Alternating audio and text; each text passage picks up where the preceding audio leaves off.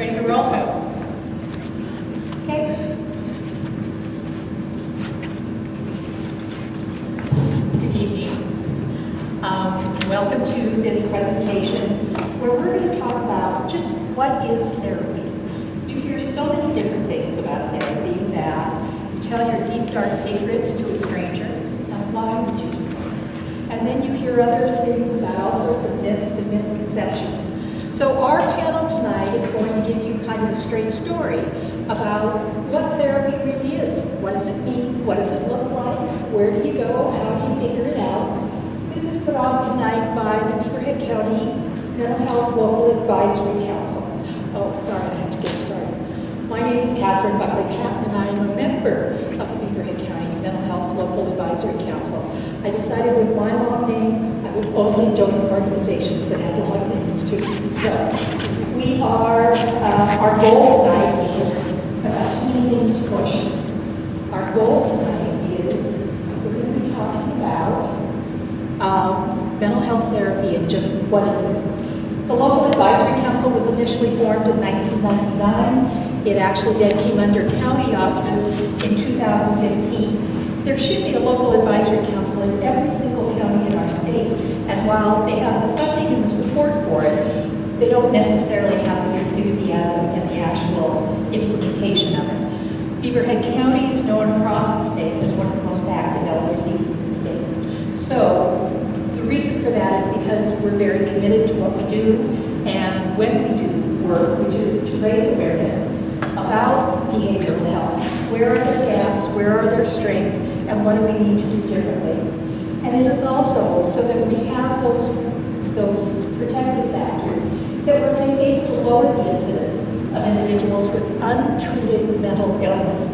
And there are a lot of folks, for whatever reason, who don't seek mental health treatment. It is open to the public. We meet the second Friday of every month.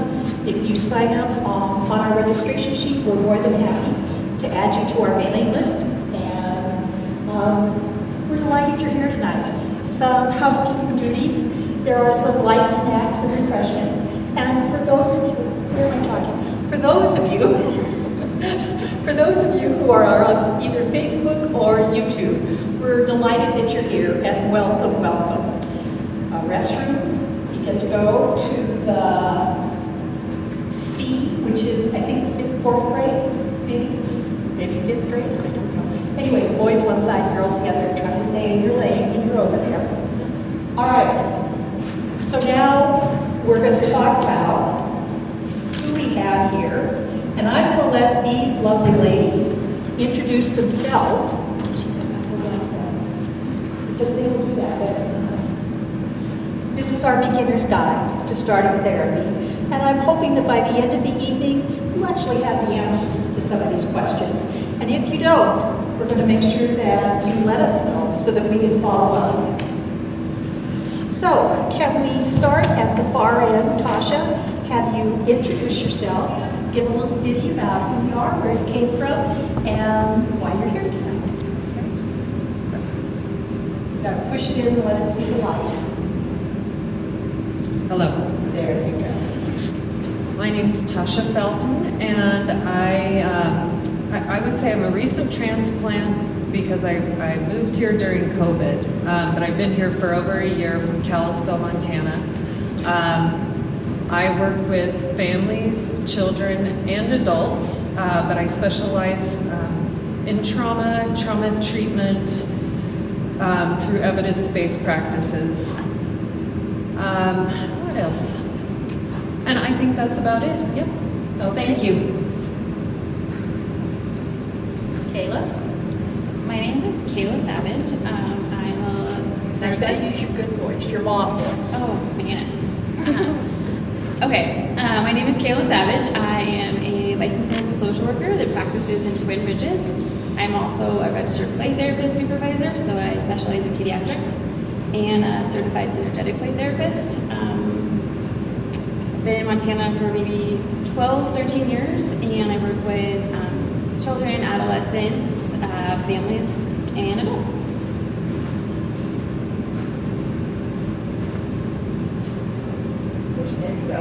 I think. No. Elaine Ryan. I am from Dillon, actually. I have lived here nearly all my life, minus like a month or two. But am a licensed counselor working out of Vibrant Lives, which is a nonprofit that is essentially integrating both mind and body work, knowing that, that our emotions they're not just in our head. They are in every cell of our entire being. I mostly work with adults, some adolescents.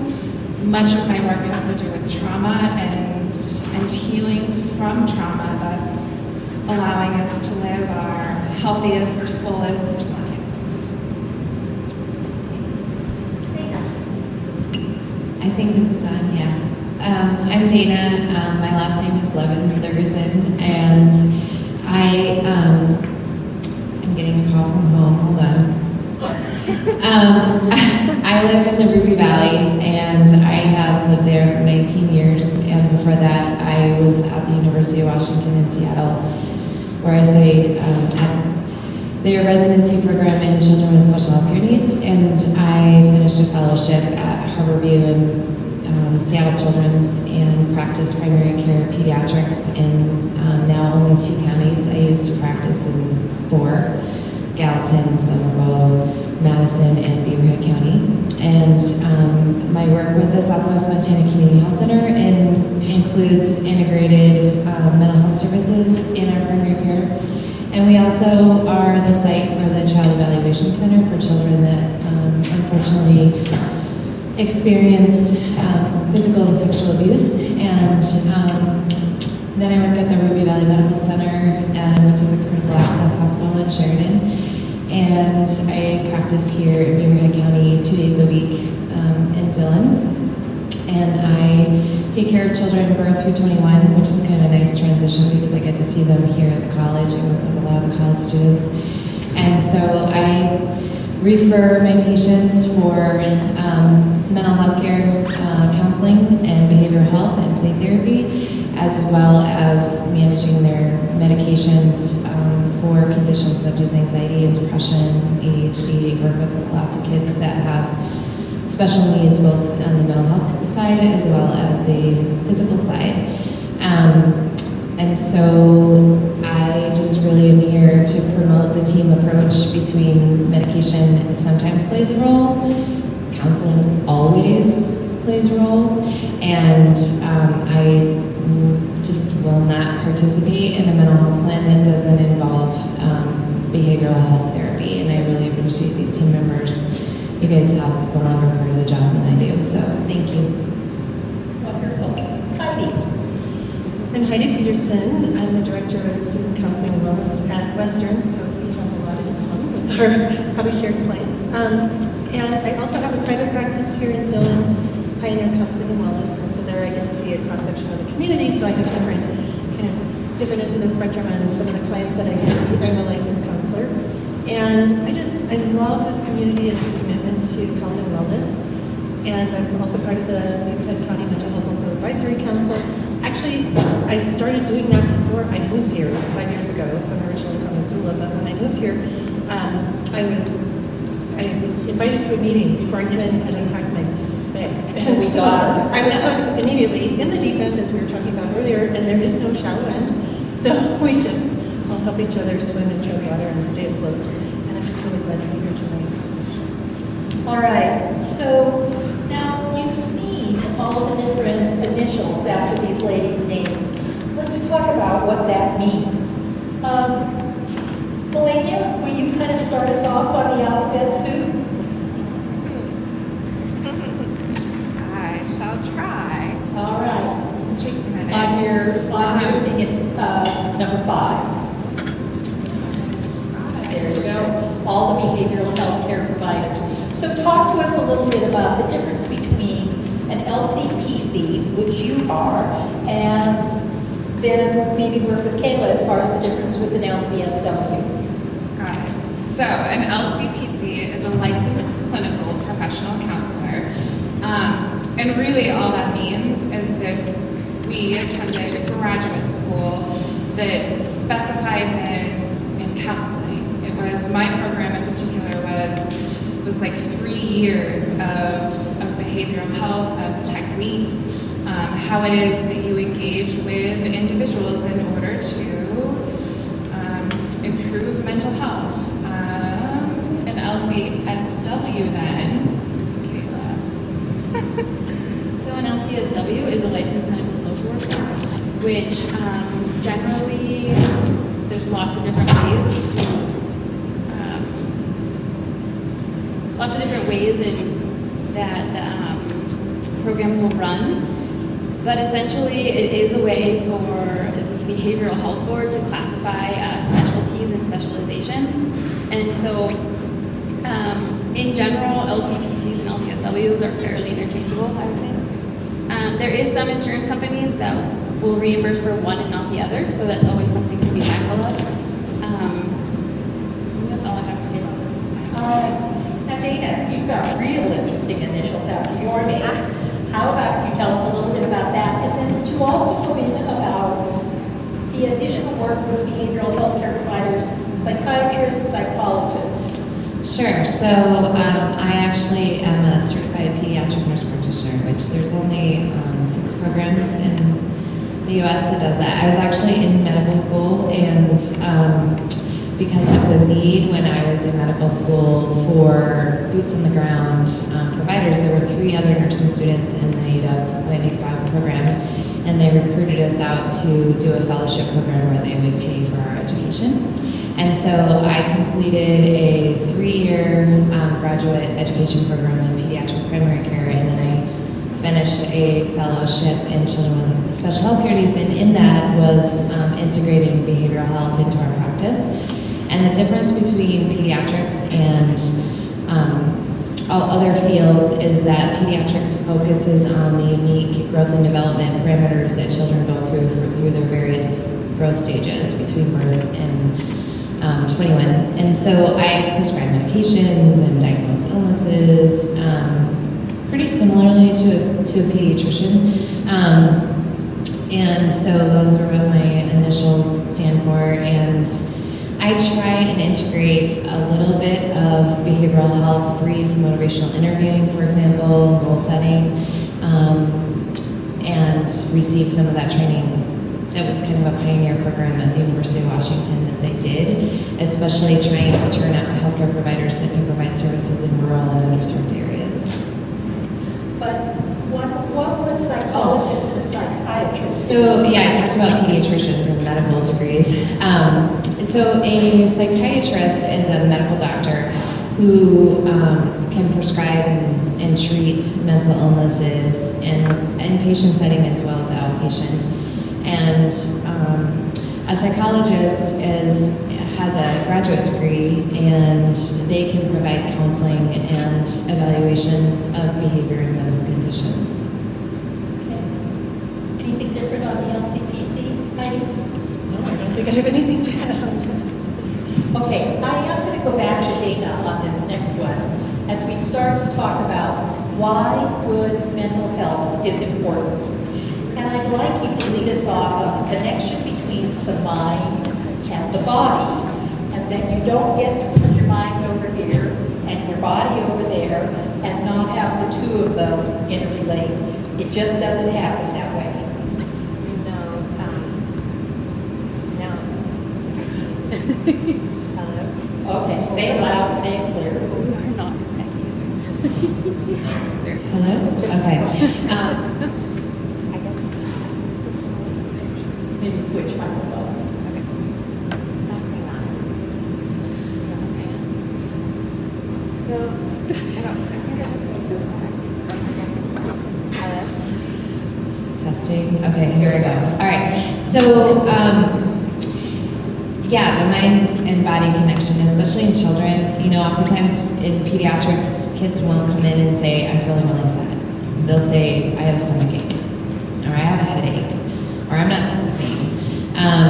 And those complaints, those physical complaints, are real to them. They're not imagined. They can feel real physical pain from their mental health symptoms. And so they don't, exist in a vacuum. Of course, it's all together, and we'll see kids that have real physical symptoms, such as, problems going to the bathroom, migraine headaches, insomnia, and then you can see behavior problems as well, acting out their emotions. And so it's quite a puzzle to try and pull that apart and decide if a child is experiencing a mental health condition with a physical complaint, or is it a physical complaint completely separately. But definitely, I always tell kids that their emotions are very highly in touch with their minds and their stomachs specifically. We'll see that a lot in children anyway. And so trying to treat the whole person and not just focusing in on only their physical complaints is a really important tool to have in your toolbox to care for people that are experiencing a mental health condition. So when you bring up the potential that maybe that stomach ache, is it because they had a double burrito for lunch? What's the reaction a lot of times that you get both from youth as well as from their parents? So, of course, everyone always wants to rule out, appendicitis and brain tumors. That's really common. And so, but they teach us in school when we hear hooves to think horses, not zebras. And that's oftentimes true with children. They're typically a very healthy population. And so we usually do a pretty thorough job through interview as well as questionnaires of trying to determine if a child is experiencing some symptoms of mental health that may be causing some complaints that are physical as well. And so we try and rule out any obvious red flags for something that could be more serious physically. And then usually families are willing to proceed to the next step of trying to work out whether it's something that might be they are experiencing as a mental health condition, such as anxiety or depression. Are they surprised sometimes when you say there's a physical ramification or indication and it may be related to their mental health? Yes, and there's one particular condition, it's called POTS, which is really very common in overachieving females that are adolescents actually, which can actually cause vital sign changes where they have blood pressure and a disconnect between their nervous system and their blood pressure can be very low, their heart rate can be very high, it can be very concerning because they can have chest discomfort and fainting and things like that. So that is an example of one condition where people can be like, wow, my child's a straight A student. They always do everything on time. They never say that they have any complaints at all. And so that's an example where it can be more of a surprise to someone. But oftentimes when you unlayer and get through what is causing the pain, relieving the pain, for example, you will be able to discover a coexisting emotional, behavioral, or mental health condition as well. Okay. Maybe do you kind of want to go through these bullet points that we talked about, why good mental health is important as far as living a healthy and balanced life, and kind of go through the rest of that and how you see that with your students at the college as well as with your private practice. Sure. Yeah. Well, we all have mental health that might be on a continuum. So it could be at one end or at the other end, where it's maybe we're struggling with it, or that we're experiencing positive or in a good way having mental health. But it definitely affects all that we do. Like you said, we're not pieces of parts. It's a fluid thing. So how we're thinking affects how we're feeling, affects how our bodies are feeling, things like that. So making sure that that's healthy and knowing kind of the signals of when we're crossing the line into not healthy or when it becomes problematic. So in my practices, I do a lot, I think because I work with college students all day, I get to do a lot of kind of aha moments with them and insight therapy and existential stuff because they're really on the cusp of adulthood where they're trying to figure out who they are and what kind of makes them tick. And so we get to talk about all the stuff, unpack all the stuff that they've experienced before they got to college, and then the things they're experiencing here, and then where they want to be when they move forward. So it's kind of getting them to think about how the things they're doing today are affecting, the way they're going to be tomorrow. So it affects the way we make our choices, the way we relate to others, and how we handle stress, definitely. Some people have more of a positive outlook, some people have a little bit more negative, and that can definitely be a product of trauma, just how the things they've experienced in their lives. And so learning to think about things and to look at things through a different lens, think of them with a different mindset can be really helpful. Just a few early thoughts on that. Kayla, the next slide talks about what happens when we don't have good mental health. And Montana is certainly on the cusp of tragic statistics that exist in our state, and even in Beaverhead and in Madison County, as far as our counties being among the top in our state, as far as for suicide ideation and suicide, and among our kids as well.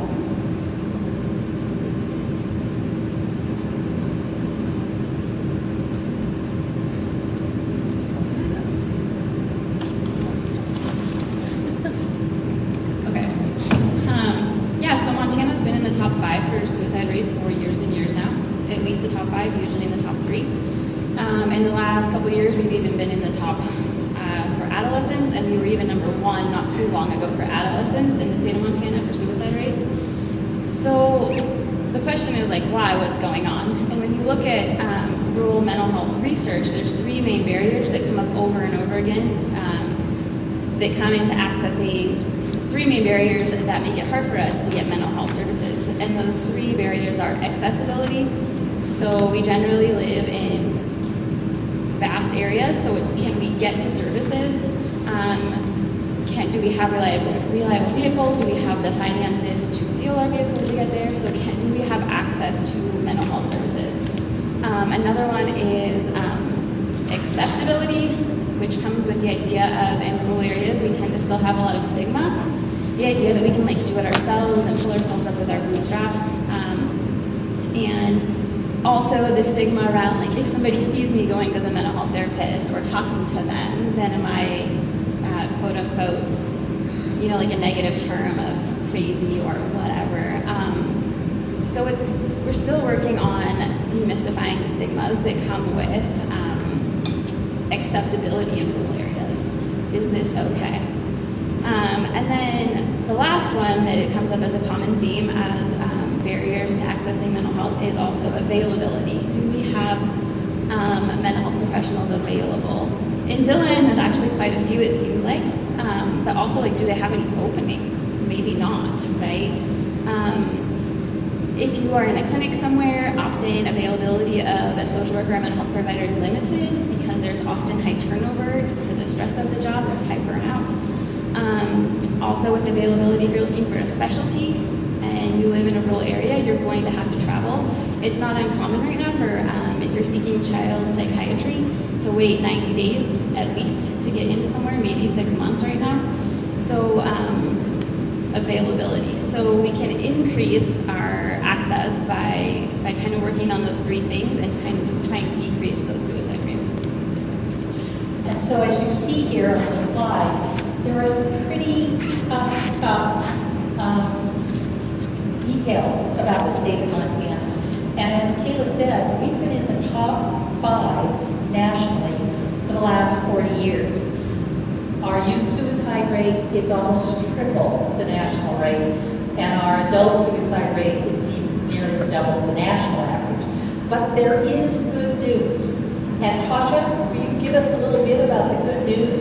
Because hope is alive.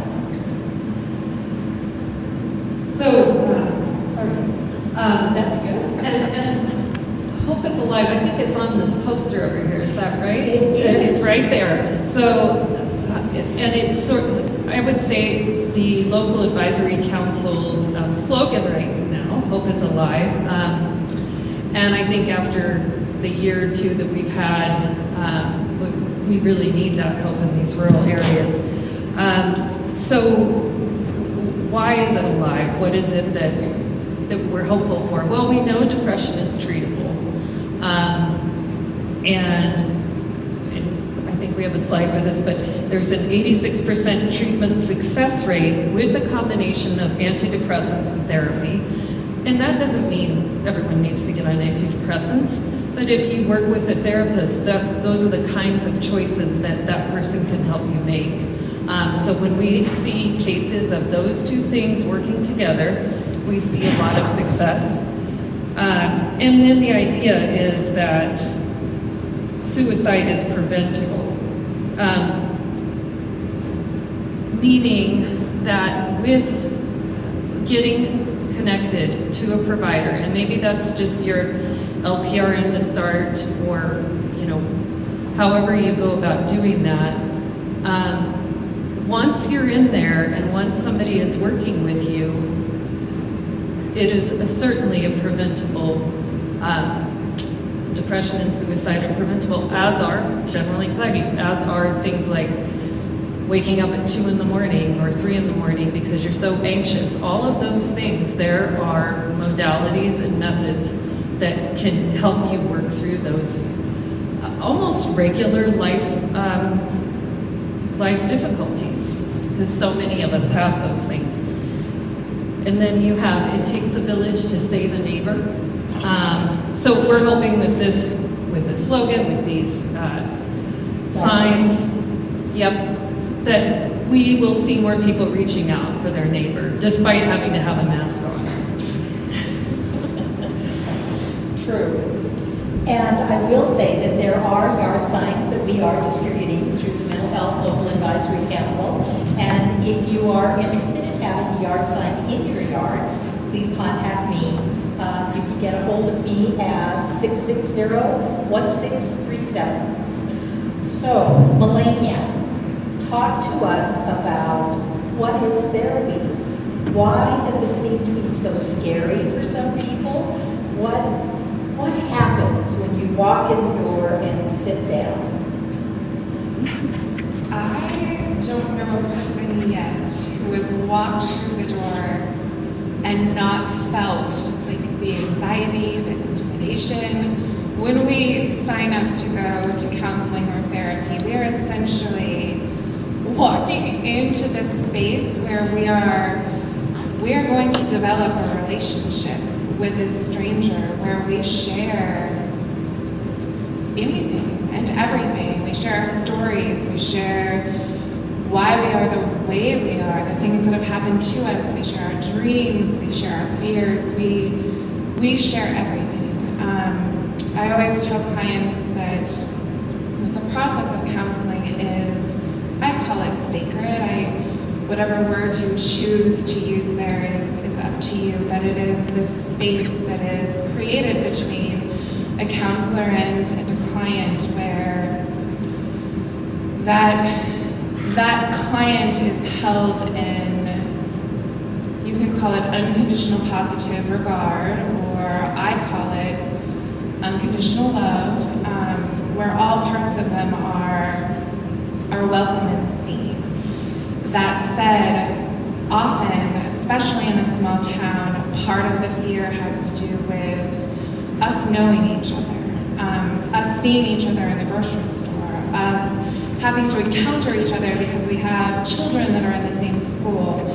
And so one of the most important pieces, I think, I guess, in counseling is confidentiality, that person really understands that anything that they share in that space stays in that space, that the counselor will not be going home and talking about them to their friends or to their partners.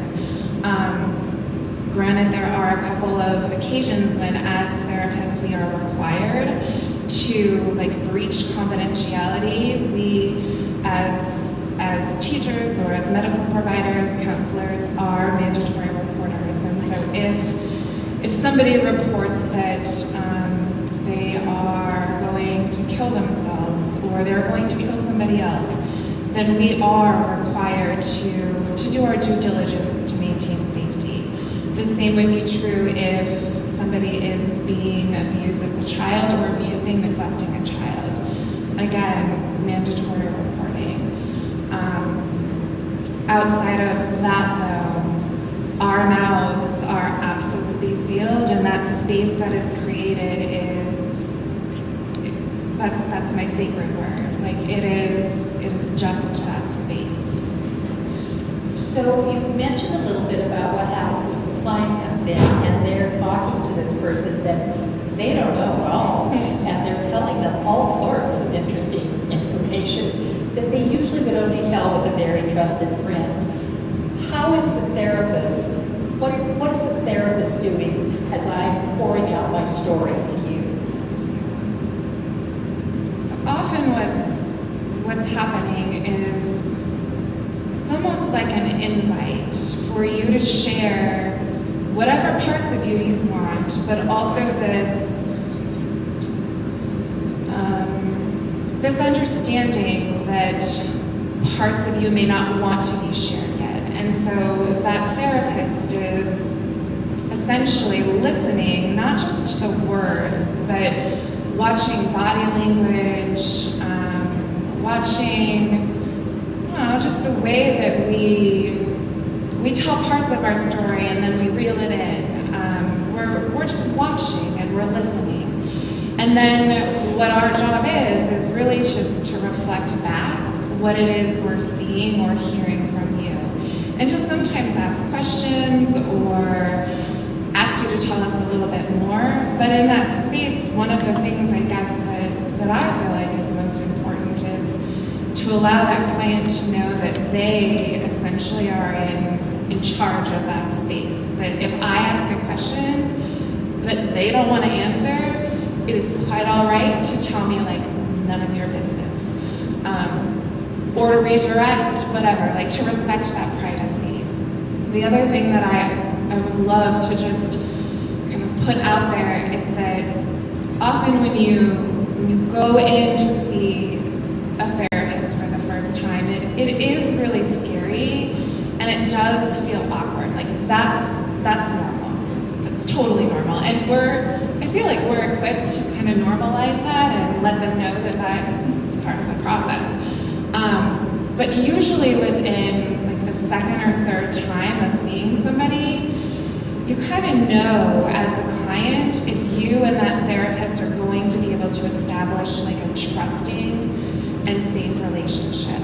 I always tell people that if it isn't that they feel that with me, that is totally okay. And I tell them that it's actually their obligation if it doesn't feel like it clicks. They're supposed to fire me, and they're supposed to go find somebody that space can be created so that the work can be done. So let's just say it's a situation where someone doesn't feel that way, but they really like you as a person, and they don't want to be mean, but they're not going to benefit unless they really do find someone that they connect with.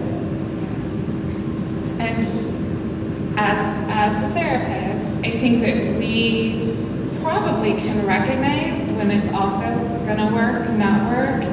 And so whether they like us or don't like us, then I would say our job too is to say like, hey, I'm just thinking that potentially this isn't going to work. Like, I'm wondering what you think about seeing somebody else. And I feel like we all know each other and sort of our personalities, and not just here, but other therapists in the community. And often it is us even that will kind of do that homework of finding a counselor that we believe that client might click with better. Okay. Heidi, help us a little bit on this next part. We've talked about kind of what happens as you come in and what mental health therapy is, but why would anyone put themselves through that? And especially with a stranger. It never fails to amaze me when, and I don't know, maybe it's because there were no students in there, they just really want to be there, but they'll come in and they will just plop down and start talking. And it is miraculous to me. It really is the way, the trust that is automatically given like initially And it is truly sacred. I love that word. And the therapeutic relationship it's so beautiful when it works. It is just so wonderful. So because I work with college students, I have the honor of working with, maybe as their first experience with counseling. Sometimes they were forced to go as when they were in middle school or high school and they hated it. I'm so sorry, so we'll start over. But I get to talk, if it's someone who's never done counseling before, I'm like, oh, I'm so excited to have this experience together. And so I just tell them some things like, I'm not going to tell you what to do, because what do I know? You're the expert in the room on you. I might have some bag of tricks and things, but I say, we'll find out what's going on, and what helps, what makes it worse, what are your goals, and then we're on a path to find out together what might help. So it's very collaborative work, but in my therapeutic style, it's very much the way it is. And I say to them, another thing about getting to therapy, it can be difficult to get to therapy, access, paying for it, all of that. At Western, we try to make getting to therapy really easy because therapy is really hard. They work really hard at counseling. And so I tell them that, this may be really difficult. And I think one thing I ask them too is, what finally kind of tipped the scales that made you want to come in? And it's kind of what hurts and what hurts worse. And just going on, and I'm like, I knew that I needed to come talk. So they can feel overwhelmed, they can just feel so stressed out, they don't want to get out of bed, that's a big one. They're just not managing my anxiety anymore. We do a screen every time of, for questions around depression, and then of course questions around suicidality, see if they're feeling suicidal. We just talk about that very directly. So there are lots of reasons, sometimes they're really having a hard time with a roommate. Maybe that roommate is your child, like at home, and in my private practice, like my family things too. It's just, there are lots and lots of reasons to come to therapy. And Dana, I'm going to come back to you as far as reasons and the idea of the intertwinement between physical and mental health.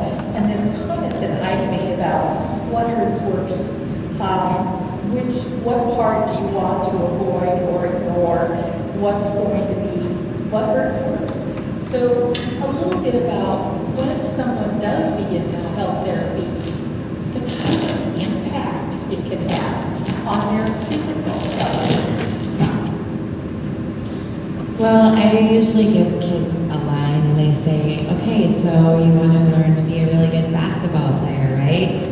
And so somebody gives you a basketball at Christmas and you go out and you try to learn how to play basketball. But really how you learn to build skills is by having a coach. And one of the goals and the carrot that I put out there for kids and teenagers and the middle schoolers and the high schoolers is that I want them to be able to develop a toolbox, to be able to find ways that are healthy to deal with things that could make them feel physically sick, and that I don't always have medicine that can make them feel better, including for their stomach aches or their headaches, for example, and that that the goal is that you don't go to therapy forever. There's a reason that we go, and there's goals that we set, and you should leave with a toolbox to be able to help you to have a healthy life for a long time through all kinds of different challenges and phases. Okay. All right, so we finally got the individual to the point where they're thinking, I'll do this. So Tasha, how do they find a therapist? All right, so to find a therapist, a lot of times your, what is that called?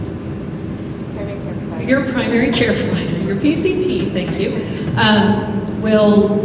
can help you with that. And if and also a lot of times clinics have screens, so you may be able to just do one with, they may not even engage in discussion about it per se, but your primary care provider would make a referral, and at least my experience here in Dillon, and actually everywhere I've been in Montana, they have been very good about that, primary care providers. You can be self-referred, So there's like a website called Psychology Today, and most practitioners, mental health practitioners, are listed on that, and it's a psychologytoday.com. I'm on there. I think we're all on here, so, in terms of counselors.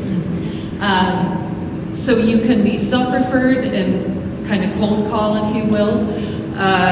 And we here in Beaverhead County have an online listing of providers that was recently updated, so it's up to date and ready to go, and it's on the Beaverhead Local Advisory Committee, Local Advisory Council website. Is that right? No. I'm looking at you. Melinda can give us some insight on where it's located. It's on the Community Support Center's website. Oh, Although okay, thank you. I do think there's a link to it on Beaverhead Yes, County. there is. Yes. Yeah. I think if you even just Google counselors or therapists in Beaverhead County, there will be all kinds of direction as to where you can find your choices. Although, can I add just one thing to it? Only one. Okay. What I find really cool, especially right now, is the telehealth option. While residents of Beaverhead County may have previously only had access to therapists in Beaverhead County, or if they were going to drive, telehealth has truly blown up throughout the pandemic, and you can, as a Montana resident, you can see a therapist from anywhere in the state of Montana. And that's, I guess it feels to me like it opens up our options and that accessibility becomes greater, so. Yes.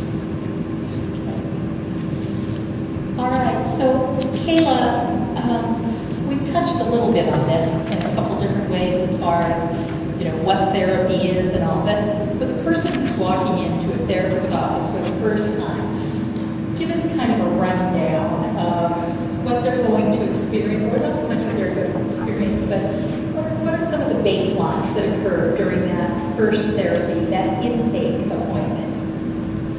Yeah, so I think it's safe to say that every therapist probably goes about this in their own way, in a way that fits for them. Some therapists will have you fill out intake documents online through electronic health records. Some will have you do it when they show up at your office. Everyone kind of does it their own way. I personally, if I'm seeing an adult client, I usually will have them either do it online or when they get there, depending on their preference. And then I take a really laid back approach and say, hey, so what brought you here today? If I have an adolescent, that might look a little different. They might be like, I don't want to be here, but I have to be. And I'll be like, okay, so why does so-and-so think you need to be here? What would Dana maybe say? Tell me more about the conversation with Dana. And so I kind of start out there and then branch out from there. I always explain in my assessment that this is an assessment and intake process. This appointment will look different than every other appointment we have, because I do have a couple questions I have to ask. Today, anything you don't want to answer, you don't have to, but I do have some questions I have to ask. And so I do lay the foundation there that this is a different appointment than just what another session might be. With pediatrics, it looks even different. Sometimes I will meet with the parents first. It's a free session, essentially, and we discuss what's going on, what their expectations are of me, and what they're hoping to get. And then from there, when the kiddo comes in, I do non-directed play therapy interventions most of the time. I'm not an all or nothing person. I kind of meet what comes in the door and go from there. And then from there, assess where. Always ask what my consumers' goals are, whether they are 5, and that looks different. What is something you might need help with? Mom, what are your goals? How would we know specifically that anger reduction is happening? Well, we would only have 2 blow-ups a week instead of 10. Okay, but is that realistic for the age? So that's kind of how I do it. I think every therapist kind of does their own thing. So what if I'm worried that you ask me questions and I give you the wrong answer? You cannot give a wrong answer in my space. There are no wrong answers. I think that's really important to reinforce, especially for kids. Well, I think for everyone, because we want to do things right. And this is a new world, so trying to do it right and not really knowing what the goalposts, what the road is a little frightening. Let's go on as far as now that we're, sorry about that. So we've had this first session. Melania, what comes next? So based on, I suppose what the client identifies their goal is, counseling really truly is a collaborative effort. And we work together to identify, I guess, achievable goals, right? And then as a therapist, we come to the table with essentially that giant tool bag that Dana was speaking of. And our job as a therapist is to be teaching all kinds of different skills. And the client's job is to be applying these skills. And based on, who we are, some skills work and some skills don't. And so I always tell my people that truly, try this, practice this, but please give honest feedback. If this doesn't work, you gotta tell me so that we can keep rolling out the skills and find a unique tool bag for each individual. And that it really does look different for everybody. I think all of us are trained in different modalities, which allows, if what I have in my tool bag, essentially none of them work, then I can refer to Heidi, and she has different tools. But it all is about the tool bag that client is learning and filling. So I'm going to put you on the spot a little bit, Melania. My understanding that your toolbox is very full of information on mindfulness and on self-regulation, how deep breathing can bring us back to the right spot. Do you feel comfortable maybe giving us a couple examples of that? I can. And again, this is unique, I suppose, to my practice and my training. I very much see our mental health as really this extension of what is going on in our nervous system. When our nervous system is aroused, there are all kinds of fight or flight or freeze or even please type responses that come forward. And much of my work has to do with teaching people how to first know what's happening in their body, whether that is the behavior that happens first or the reaction. Maybe it's your mouth that you all of a sudden let loose and tell somebody, I don't know where to go. But that comes from what's going on within and that dysregulation. And so much of the tools that I teach really have to do with how do we down-regulate this nervous system so that we can mostly dwell in a place where we are in rest and digest. One of my most favorite things that I joke about is every client, when you say breathing, that breathing helps, how many times have you been told, just take a deep breath, right? It's so funny. When I was told that back in the day, I would roll my eyes and think, okay. But understanding the science behind that when we breathe deeply, that deep, and it's belly breath, it's a diaphragmatic breath, that deep breath actually lowers the heart rate. It releases tension in our muscles. It shifts the chemicals, the stress chemicals in our bodies. And then deep breathing it's almost like magic for our nervous system. And in that calm nervous system, we have access to logical, rational thought up here in the front part of our brain, which we don't have if we're dysregulated nervous system-wise. So, if we want to play and practice, something that might be super simple is just breathe. And if you're cool to do it with me, yeah, cool, okay. sometimes invite people to close their eyes only because it tunes out some of the outside world, which is stimulating. If you're comfortable, you can close your eyes. If you're not, don't close your eyes because it'll just further arouse the nervous system. That said, when we're breathing deeply, one of the coolest tricks that I've learned recently is to simply open your mouth and drop your tongue from the roof of your mouth down and take a few breaths in and out your mouth. Right? But notice, like it's your mouth breather for tonight.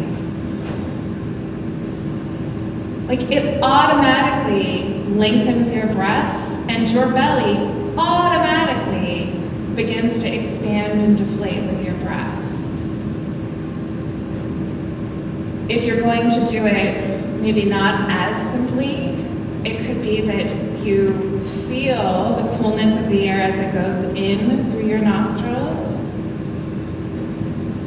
You feel that it's a little bit warmer as it comes out. Inhaling in through the nose and out through the nose. Bringing a hand, let's say hand to the belly. This time when you breathe in, let the inhale fill all the way down so that your belly expands and your belly deflates. Inhaling, belly expands and belly deflates. Next inhale, let your belly expand, but keep filling so it feels like your ribs fill all the way up to your collarbone. And then exhale from the collarbone, the ribs, and the belly. Inhaling one last time, your belly fills, your ribs fill, your collarbone fills. Out through your collarbone, your ribs, and your belly. You can allow your breath just to return to its regular rhythm. And if you check in with yourself here, very often, the body is a little more relaxed. Very often the mind gets a little bit quiet. When you're ready to open eyes again and come back to the space, come back. That's grand. Thank you, Melinda. So we're getting ready to wrap this up. And Dana, I'd like you to really address, I know I keep harping on this, about the connection between mind and body, but what can someone do to protect their mental health? What are some of the steps that they can do, whether they ever see a counselor or not? What are some things that they can do? Well, we talk about basic needs that we all have as humans, and I think it's really hard to meet the needs of our mental health without those needs being met.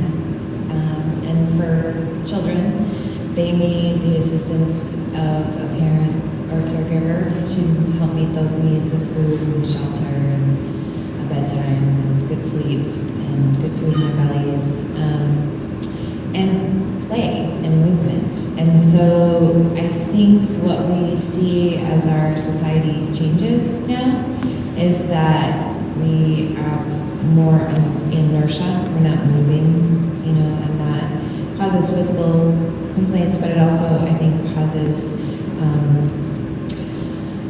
mental health decline. And so focusing on just really promoting good basic self-care, and I know that's also like mindfulness and breathing. It sounds like we're beating the dead horse, but I mean, really those things have to be met before we can move on to other things. And, you know, sitting here in a school, I remind myself all the time that, you know, it's amazing to me what kids do in school with an empty toolbox. And so I think, you know, realizing also, you know, they don't get a paycheck. Like, we go to a job. Kids don't get a paycheck.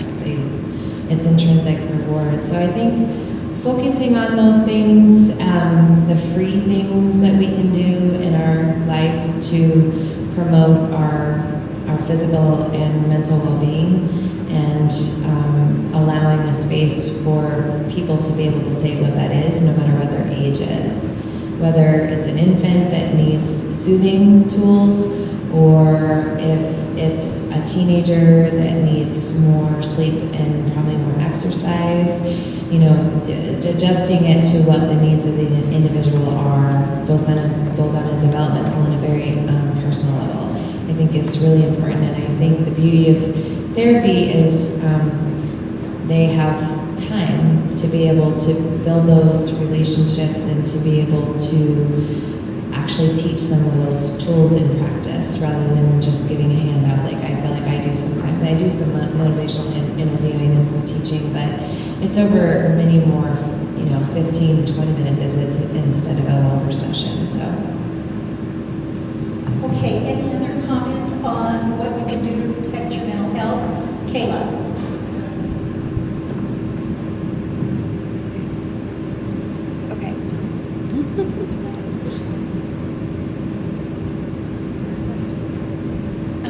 Okay, so one thing I just wanted to add was, as parents and caregivers and teachers, I cannot emphasize enough the importance of us regulating our own nervous systems in order to support the children or people around us. So if I'm feeling anxious or overwhelmed or tired, meeting my own needs is just as important as meeting my child's needs at that moment. So two dysregulated nervous systems is never going to create a regulated nervous system. So if I'm dysregulated and my needs aren't met, if I haven't eaten all day and I'm hungry and I have a headache and I'm tired and I walk into the house and I'm way up here, everybody is going to meet me there. And so I just want to say, sometimes as parents, we're like, it's totally true that sometimes the entire family systems need support.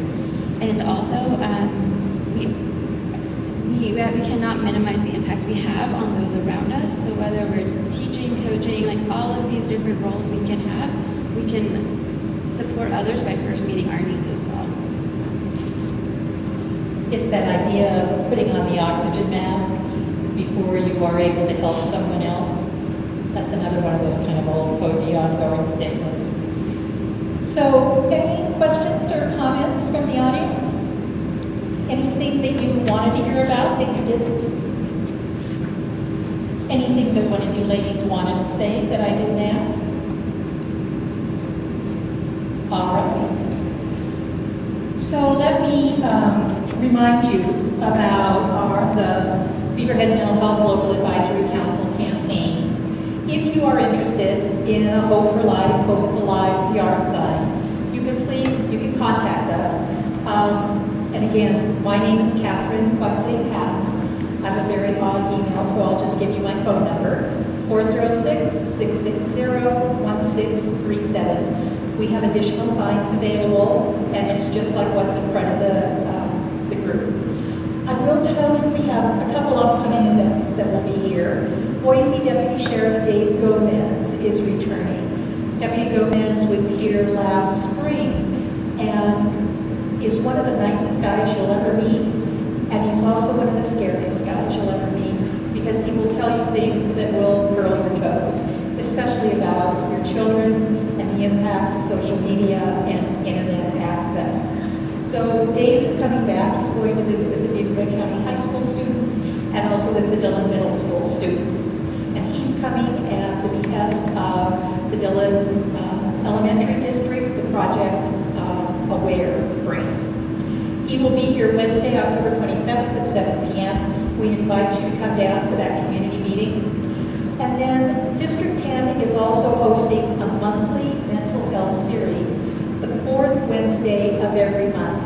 And while they have done it at the Frontier Center, keep an eye on that because they may do it just on Zoom to be able to reach even more people than they already have. I think one of the other things that will be included in this recording is this one-page handout we have called Taking Charge of Your Mental Health, and it essentially gives you an overview of some of the things we've talked about tonight. But here's my contribution, being the non-expert. So let me leave you with, promise me you will always remember, you're braver than you believe, you're stronger than you seem, and you're smarter than you think. All right, folks, thank you so much for joining us, and we look forward to visiting with you in the future. Thank you, panel. Appreciate your time.